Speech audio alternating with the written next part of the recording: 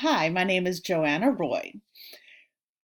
For this presentation today, myself and Ashley Mills will be introducing to you a technology leadership model that focuses on introducing and implementing new programs in a school setting. I will present the first two components, and Ashley Mills will present the second two components. The first component of our model is a needs assessment. When introducing a new program, we first have to figure out what program we would like to introduce. To do this, we need to have a needs assessment, survey, and then conduct research and find a program that would best suit the needs found in the survey. First, we will discuss the survey. When doing a survey, there are many different ways to do it. You could do a paper and pencil survey, but a great online survey to use is SurveyMonkey. SurveyMonkey is very helpful because the technology leader can get actual filtered and exported and analyzed results directly from SurveyMonkey that will help in determining what the needs of the school or community are.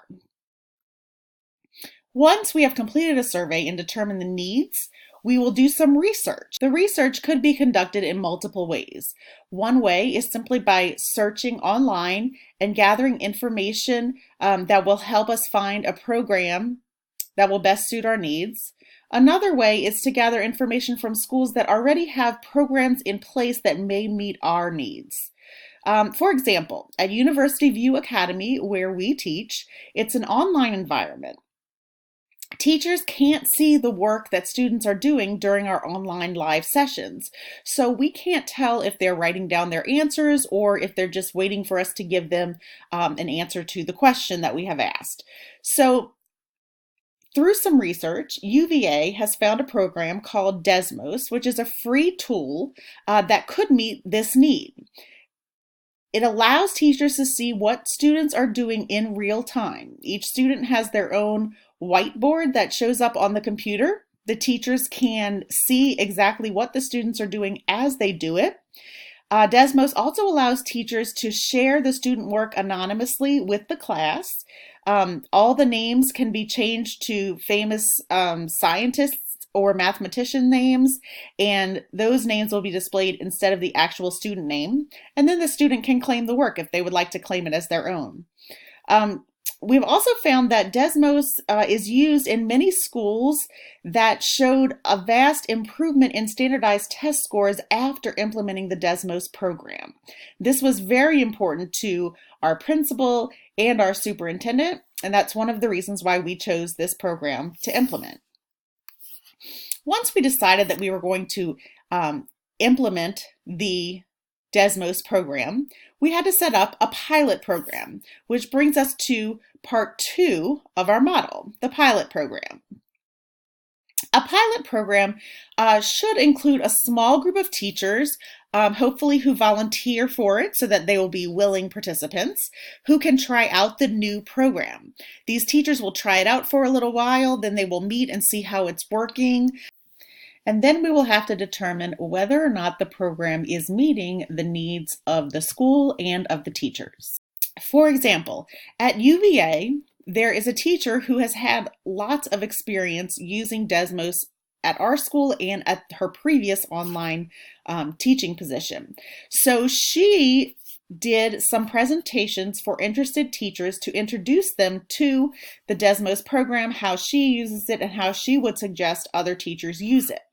Lots of teachers who wanted to attended the presentation, and then from those teachers who got the initial information, some of them chose to implement Desmos on their own and start messing around with it and seeing if it worked for them, if it's something that we thought we could use easily. So the teachers who have been using Desmos for a while are now in a position to assist the remaining teachers. So during this pilot program, the teachers who have been using Desmos will actually become the instructors for the remainder of the teachers to learn the new program. Now we will move to the training phase of implementing a new program model within a school organization. The training phase is the phase in which the teachers, the department lead teachers in this case, will train and teach their peers how to use the new program that will be implemented within the school system. In the high school age group of a school, teachers are arranged by department. The science department meets with the science department, English department meets with the English department. In the elementary and middle school age groups, the teachers may be arranged in a different way. They may be by grade level and subject area, or just by grade level, or they may be grouped by the students that they teach. In any case, there will be a lead teacher that will be designated to train their peers. Trainings will happen during the mandatory professional learning community meetings. These meetings are about 90 minutes long and they happen weekly and all teachers are present, so it is the perfect training ground. In this case, the Decimals program will be presented to the teachers within these meetings. The training process will go as follows. Teachers will initially act as students. They will participate in a lesson as a student and learn how to use the program as a student. This can apply to whatever program you are using. In this case, the Desmos program will be presented. They will interact as a student. They will use it as a student. So they will get a great feel on how their students will most likely feel when using the program. Their experiences will also be compared to original students' experiences. So the lead teacher, the training teacher who has used the program within their course will show actual student responses so that they can help to show their peers how students actually engage in the new program. Teachers will then, after they understand and get a great background knowledge on how the program works, on how students feel while they are using the program, they will then learn to create and manage their own account. So this is really the management piece that teachers need in order to be experts in implementing the program. Their homework will be, in any program this can work, their homework will be to create at least one lesson. This is a pre-lesson, pre-creating something that they will use in the future to bring back to the PLC. This is in meeting one just because of the sake of time. And we all know that teachers' time are it is a very valuable thing. The implementation phase is the next phase of the training. This is the last and most important phase, and it is ongoing. It does not end until all of the kinks are worked out of whatever program, whatever technology program you are implementing with your teachers. So, our teachers will bring that first lesson, that homework they created during their training phase, back to the PLC group the next week, and then they will present that lesson to their peers, just in a round table, share their thoughts, how they will use it, what the students will do, what they will do, an entire lesson.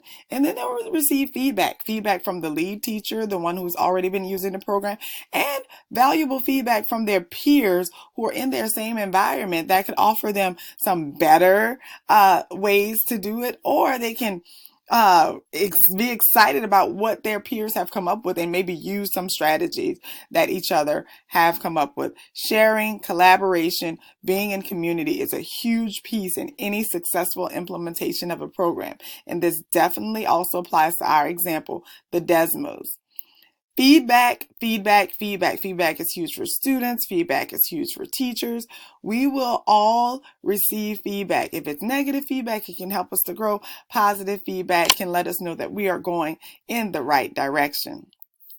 In this phase, we will also ensure that all of the teachers really understand the purpose of how the school and our administrators and the leads would like to see the Desmo implemented, or the program, whatever it is, implemented. We want to make sure that all teachers are on the same page, that they're doing the same work, that they're looking for outcomes that will benefit students and using the program effectively.